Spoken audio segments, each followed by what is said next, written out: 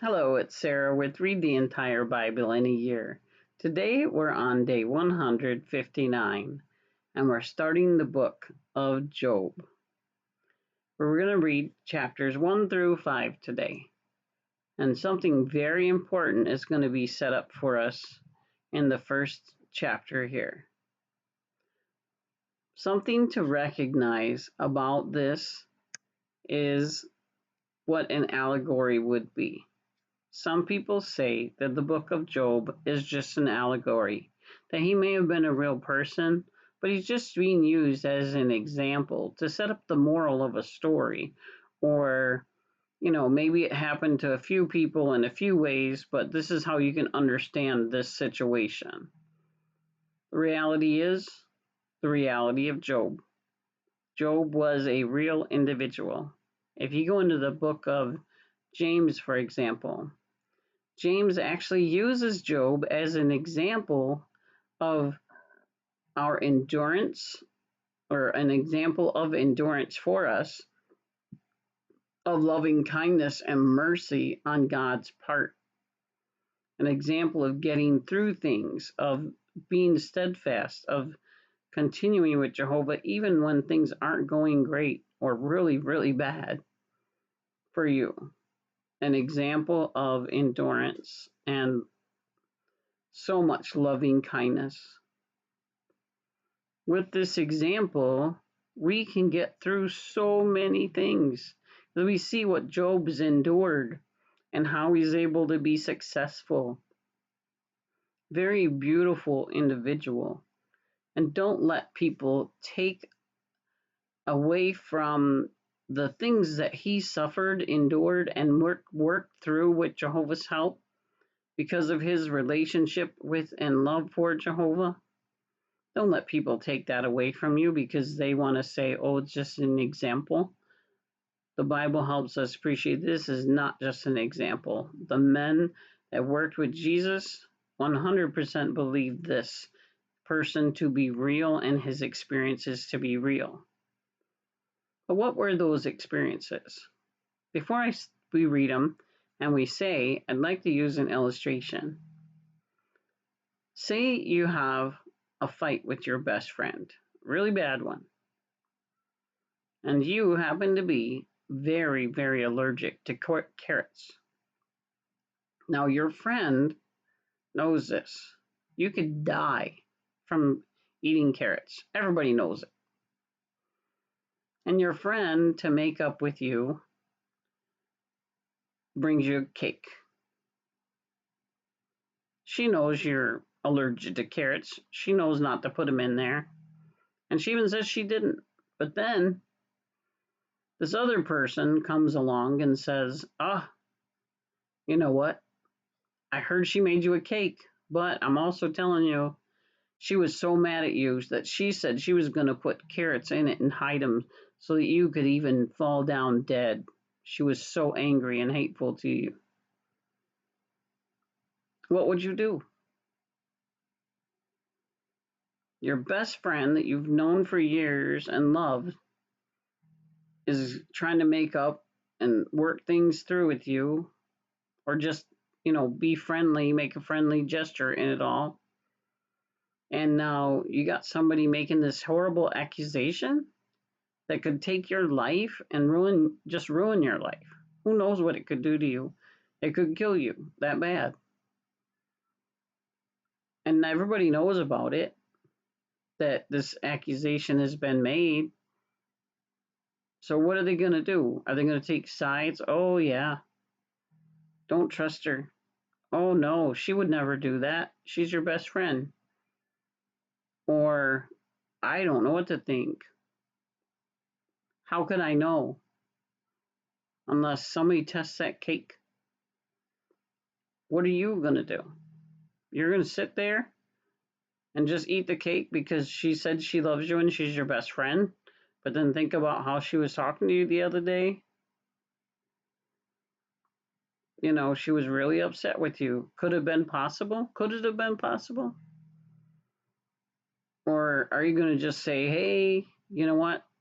I'm going to not I don't know who you are. I don't know why you're in my face talking to me, but you need to leave. And this is my best friend. I trust her. She's not going to ever do something like that to me because she loves me. How would you know? And then what about all those people around you who are wondering the same thing? Even if you say it's my best friend and it's okay, might they still be wondering? Will they have confidence in your best friend if you throw that cake away? Is that going to resolve the issue that's presented by throwing the cake away so it's not a problem? Something has to be done to reveal the truth, because it matters what these people around you are feeling and thinking about your best friend. It matters to the point that it could have cost you your life, and now it could cost their reputation. Was that nefarious person the one that wasn't your friend? Was that one coming up and saying they're trying to kill you and poison you the one telling the truth? Again, applying this to what we're going to talk about in Job. Questions were raised. It was unfair to leave those questions unanswered to everyone, not just Job. He didn't even know what was going on for a while. He was not quite understanding it properly. But in everything he did, Job said he did not be his friend. So let's go ahead and start reading Job. And like I said, remember, this is a real individual. This is a real thing that happened, as we're going to talk about as well, in the angelic realm, a realm that we are not in, but affects us very much. This is real. And if we don't believe it, this is the truth that Jesus believed. Was somebody pulling the eyes over Jesus's eyes? I'm sure we know what the answer to that is. Job was a real man. This is a real court case. And take your time to properly learn about and understand it, because it will mean your integrity as well. So let's start reading Job. Chapter 1. There was a man in the land of Uz whose name was Job. He was an upright man of integrity. He feared God and shunned what was bad. 7 sons and 3 daughters were born to him. His livestock amounted to 7,000 sheep, 3,000 camels, 1,000 cattle, and 500 donkeys, along with a very large number of servants, so that he became the greatest of all the people of the East. Each of his sons would hold a banquet at his house on his own set day. They would invite their 3 sisters to eat and drink with them. After a series of banquet days was complete, Job would send for them in order to sanctify them.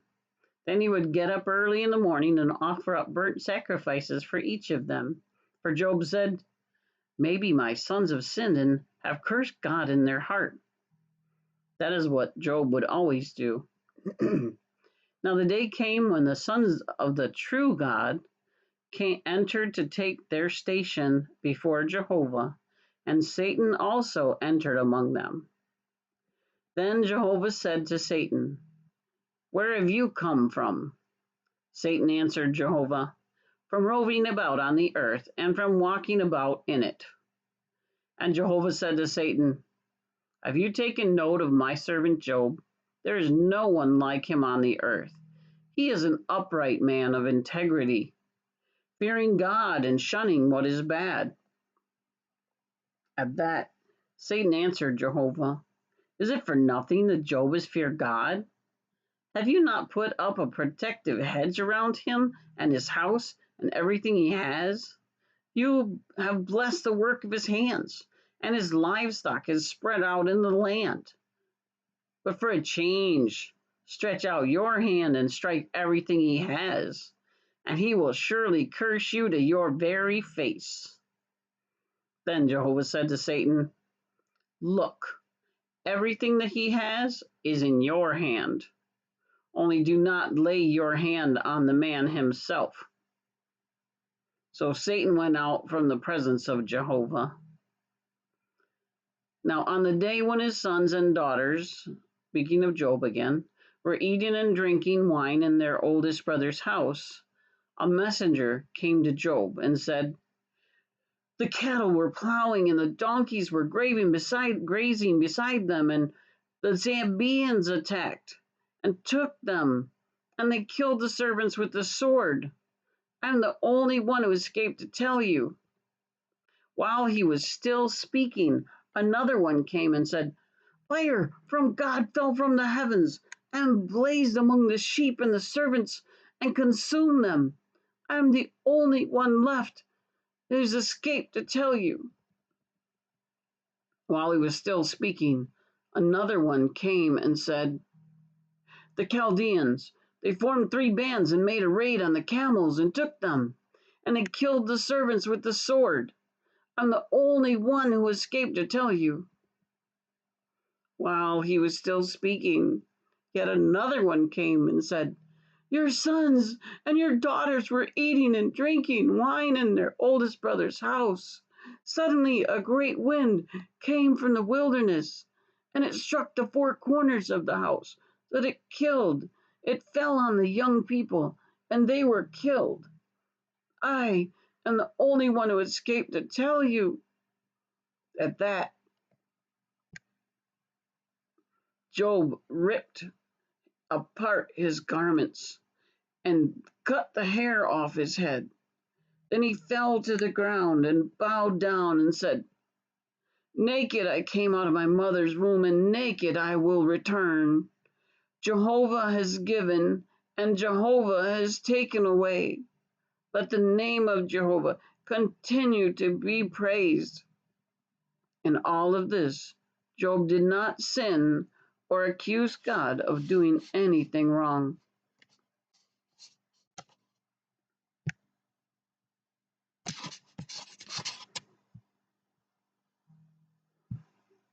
Here we go. Chapter 2. Afterward, the day came when the sons of the true God entered to take their station before Jehovah. And Satan also entered among them to take his station before Jehovah. Then Jehovah said to Satan, Where have you come from? Satan answered Jehovah, From roving about on the earth, and from walking about in it. And Jehovah said to Satan, Have you taken note of my servant Job? There is no one like him on the earth. He is an upright man of integrity, fearing God and shunning what is bad.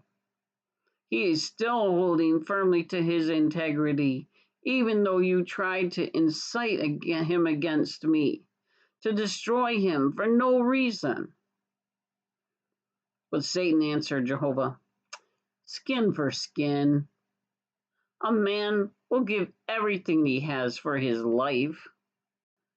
But for a change, stretch out your hand and strike his bone and flesh, and he will surely curse you to your very face. Then Jehovah said to Satan, Look, he is in your hand. Only do not take his life.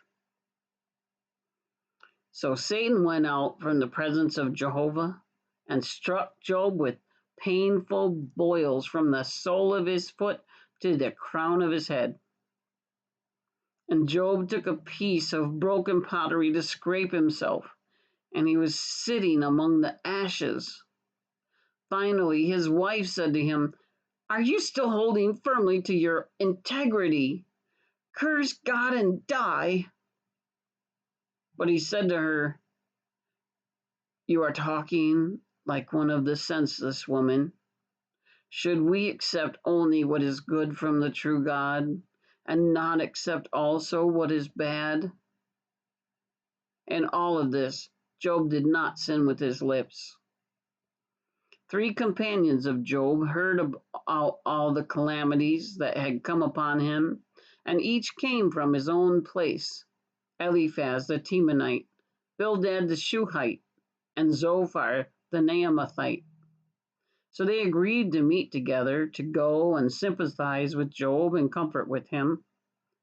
When they saw him from a distance, they did not recognize him. They began to weep loudly and to rip their garments apart, and they threw dust into the air and onto their heads. Then they sat on the ground with him for 7 days and 7 nights. No one said a word to him, for they saw that his pain was very great. Chapter 3.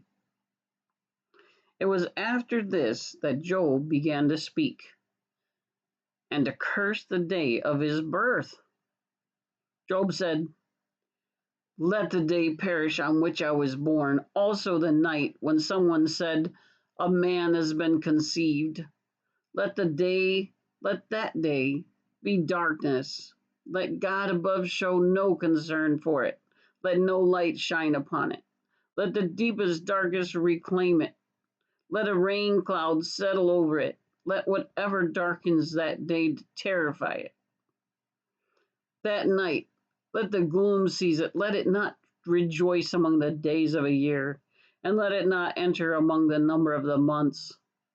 Indeed, let the night become barren. Let no joyful cry be heard in it. Let those who curse the day put a curse on it, those who are able to awaken Leviathan. Let the stars of its twilight grow dark. Let it wait in vain for daylight, and let it not see the rays of dawn. For it did not close the doors of my mother's womb, nor did it hide trouble from my eyes. Why did I not die at birth? Why did I not perish when I came from the womb? Why were there knees to receive me and breasts to nurse me? For now I would be lying down undisturbed.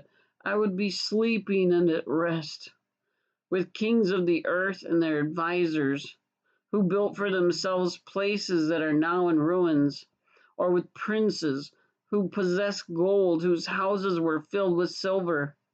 Or who was I not like a hidden Why was I not like a hidden miscarriage? Like children who have never seen the light? There even the wicked have ceased from agitation. There the weary are at rest. There the prisoners are at ease together. They do not hear the voice of one forcing them to work. Small and great are the same there, and the slave is set free from his master.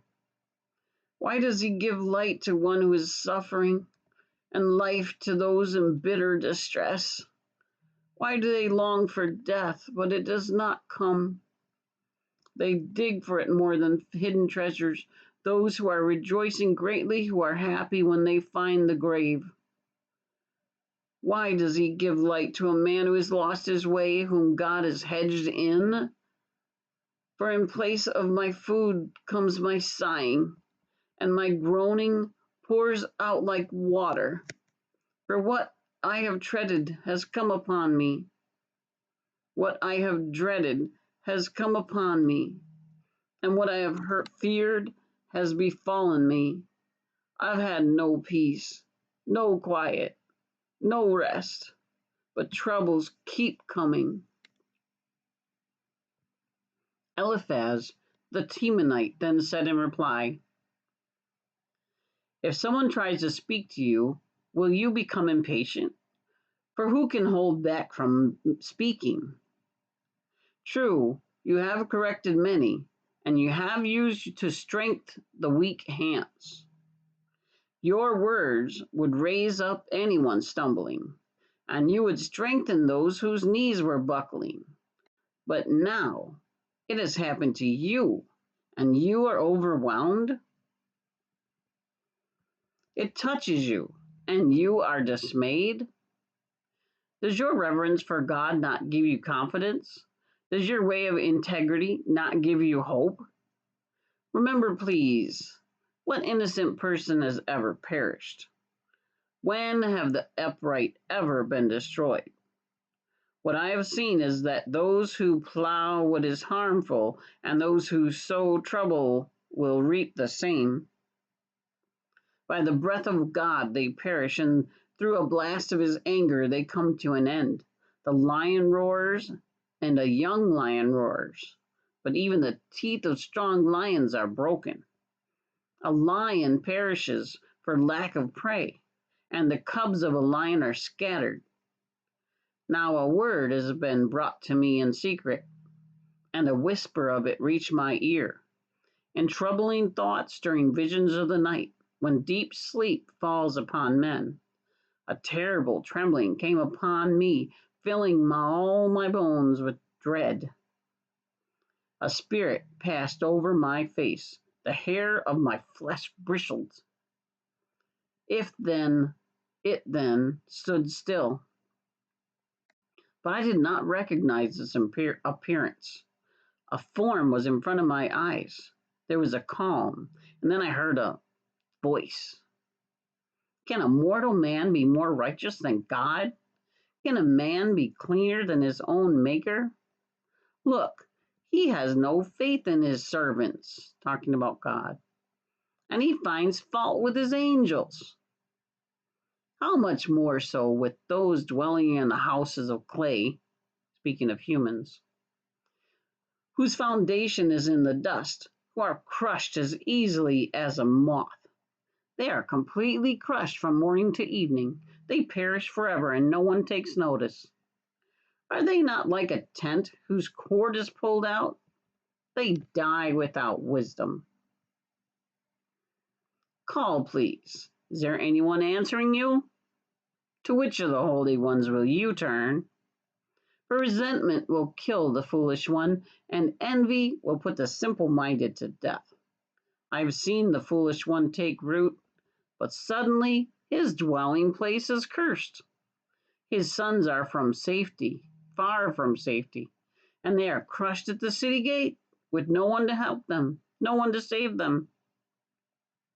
The hungry one eats what he harvests, taking it even from the thorns, and their possessions are ensnared. For harmful things do not sprout from the dust, and trouble does not spring from the ground. For man is born for trouble, as surely as sparks fly upward.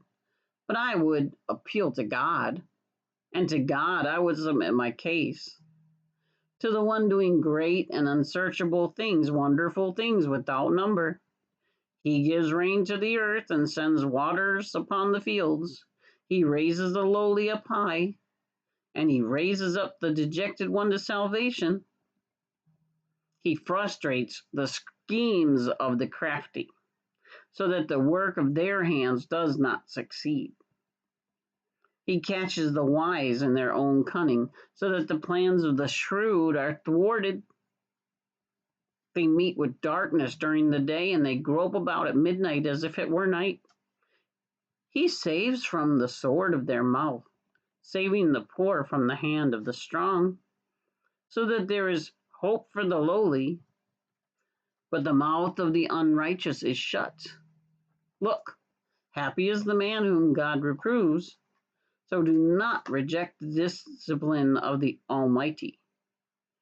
For he causes pain, but binds up the wound. He breaks apart, but heals with his own hands.